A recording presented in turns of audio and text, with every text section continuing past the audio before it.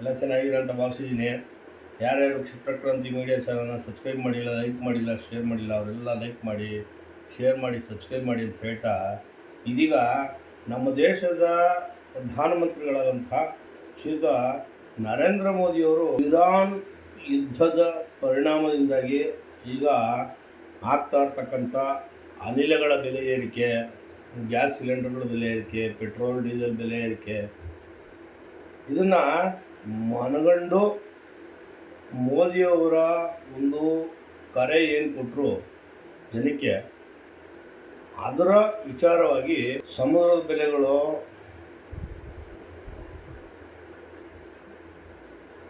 ತೈಲ ಬೆಲೆಗಳು,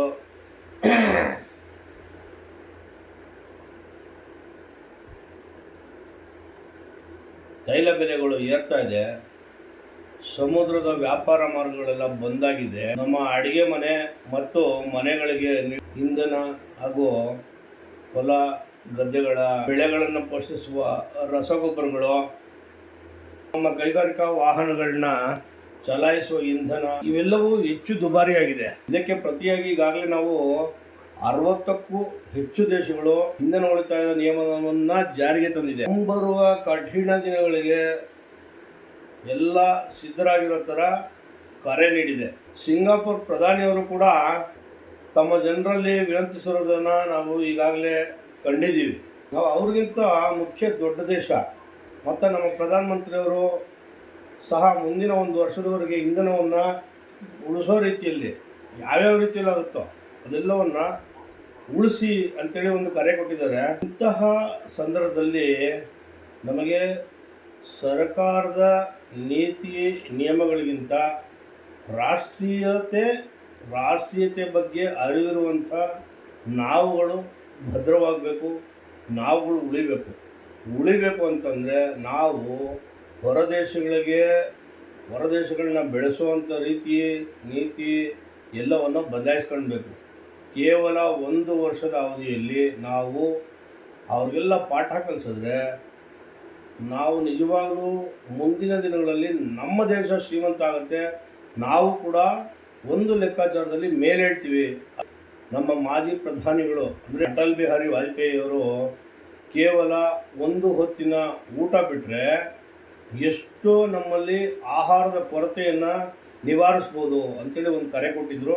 ಅದೇ ರೀತಿ ಎಲ್ಲ ಹೊತ್ತು ಊಟ ಬಿಟ್ಟು ಉಪವಾಸ ಇದ್ದರೆ ಆರೋಗ್ಯಕ್ಕೂ ಒಳ್ಳೆಯದು. ಹೀಗಾಗಿ ಎಲ್ಲರೂ ಬಿಟ್ಟರು. ಕೆಲವರು ಸೋಮವಾರ, ಕೆಲವರು ಶನಿವಾರ, ಕೆಲವರು ಗುರುವಾರ, ಆಯಾ ದೇವರುಗಳ ಹೆಸರು ಹೇಳಿ ಊಟ ಬಿಟ್ಟರು. ಇದೆಲ್ಲ ನಿಜವಾಗ್ಲೂ ಒಂದು ಚರಿತ್ರೆ ಇವೆಲ್ಲ. ಅದೇ ರೀತಿ ಇವತ್ತು ಭಾರತಕ್ಕೆ ಅಂತಹ ದೊಡ್ಡ ತ್ಯಾಗ ಏನಿಲ್ಲ. ಆದರೆ ನಮಗಿಂತ ದೊಡ್ಡವರು ನಮಗಿಂತ ಜಾಸ್ತಿ ಮಾಡಿದಾಗ ನಮ್ಮ ದೇಶಕ್ಕಾಗಿ ನಾವು ಇಷ್ಟಾದರೂ ಮಾಡೋಕ್ಕಾಗೋದಿಲ್ವಾ ಅನ್ನೋಂಥದ್ದು ಒಂದು ಸಣ್ಣ ಪ್ರಶ್ನೆ. ನಮ್ಮ ದೇಶದಲ್ಲಿ ಇದೀಗ ಪ್ರಧಾನಮಂತ್ರಿಯವರು ಸೌರ ಮತ್ತು ಪವನ ಶಕ್ತಿಯ ಸಾಮರ್ಥ್ಯವನ್ನು ಹೆಚ್ಚಿಸಲಾಗ್ತಾ ಇದೆ. ಅದೇ ರೀತಿ ಮುಂದಿನ ದಿನಮಾನಗಳಲ್ಲಿ ಈ ಪೆಟ್ರೋಲು ಡೀಸೆಲ್ ಅನ್ನೋಂಥದ್ದೇನಿದೆ ಅದೆಲ್ಲ ಬಿಟ್ಟು ಹೋಗುವಂಥ ಒಂದು ಕಲ್ಲಿದ್ದಲು ಮತ್ತು ಇತರೆ ಕೂಲ್ ಗ್ಯಾಸಿಫಿಕೇಷನ್ ಅಂತ, ಅಂದರೆ ನವೀಕರಿಸಬಹುದಾದ ಇಂಧನ ಮತ್ತು ಪರಮಾಣು ಶಕ್ತಿಯಲ್ಲಿ ಇತ್ತೀಚೆಗೆ ನಡೆದಿರುವಂಥ ಹೂಡಿಕೆಗಳಿಂದ ವಿದೇಶಿ ತೈಲ ಮತ್ತು ಅನಿಲದ ಮೇಲಿನ ನಮ್ಮ ಅವಲಂಬನೆಯನ್ನು ಕಡಿಮೆ ಮಾಡೋದಕ್ಕೆ ಇದು ಪ್ರಮುಖ ಅಸ್ತ್ರ ಆಗಿದೆ ಅಂತ ಹೇಳಿದ್ರೆ ತಪ್ಪಾಗಲಾರದು. ಈ ಸಮಯದಲ್ಲಿ ಇಂತಹ ತ್ಯಾಗಗಳನ್ನು ಕೇವಲ ನಾಗರಿಕರಿಂದ ಮಾತ್ರ ನಿರೀಕ್ಷಿಸೋದಕ್ಕೆ ಸಾಧ್ಯ ಆಗೋದಿಲ್ಲ. ಸರ್ಕಾರ ಕೂಡ ಈ ಹೊರೆಯನ್ನು ಹೊತ್ಕೊಳ್ಬೇಕಾಗುತ್ತೆ ಅಥವಾ ಹಂಚ್ಕೊಳ್ಬೇಕಾಗುತ್ತೆ. ಆದ್ದರಿಂದ ಎಲ್ಲ ಮುಖ್ಯಮಂತ್ರಿಗಳ ರಾಷ್ಟ್ರೀಯ ಸಮ್ಮೇಳನವನ್ನು ಕರೆಯುವಂತೆ ಈಗಾಗಲೇ ಕಮಲಾಸನವರು ಒಂದು ಕೇಂದ್ರಕ್ಕೆ ಮನವಿ ಮಾಡಿದ್ದಾರೆ. ಸಾಮಾನ್ಯ ಜನರನ್ನು ರಕ್ಷಿಸೋದಕ್ಕೆ ಕೇಂದ್ರ ಮತ್ತು ರಾಜ್ಯ ಸರ್ಕಾರಗಳು ಎರಡೂ ಸಮ್ಮಿಶ್ರಣವಾಗಿ ಕಾರ್ಯನಿರ್ವಹಿಸಿದಾಗ ಮಾತ್ರ ಈ ಒಂದು ಯೋಜನೆ ಫಲಪ್ರದ ಆಗುತ್ತೆ. ಹಾಗೆ ಜನಗಳಲ್ಲೂ ಒಂದು ಆತ್ಮವಿಶ್ವಾಸ ಬೆಳೆಯುತ್ತೆ. ಇದರಲ್ಲಿ ಪಾರದರ್ಶಕವಾಗಿ 2 ಕೆಲಸ ಆಗಬೇಕಾಗುತ್ತೆ. ಮೊದಲನೇದಾಗಿ ಪೆಟ್ರೋಲ್ ಮತ್ತು ಡೀಸೆಲ್ ಬೆಲೆ ಮೇಲಿನ ವ್ಯಾಟನ್ನು ತೆಗಿಬೇಕಾಗುತ್ತೆ. ರಾಜ್ಯ ಸರ್ಕಾರ ತೆರಿಗೆ ಮುಕ್ತ ಮಾಡಬಹುದು ಅಥವಾ ಕಡಿತ ಮಾಡಬಹುದು ತೆರಿಗೆನ.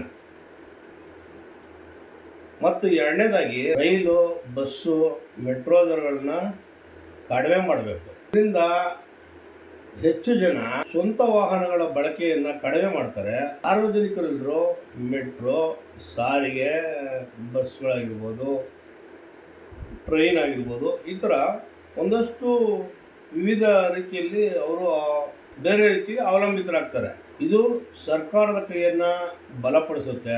ಮತ್ತು ಇದರಿಂದ ಉಳಿಸುವಂಥ ಪ್ರತಿ ಹನಿ ತೈಲ ಕೂಡ ಮುಂದಿನ ಹಾಗೆ ಬಡ ಭಾರತೀಯನನ್ನು ರಕ್ಷಿಸುತ್ತೆ.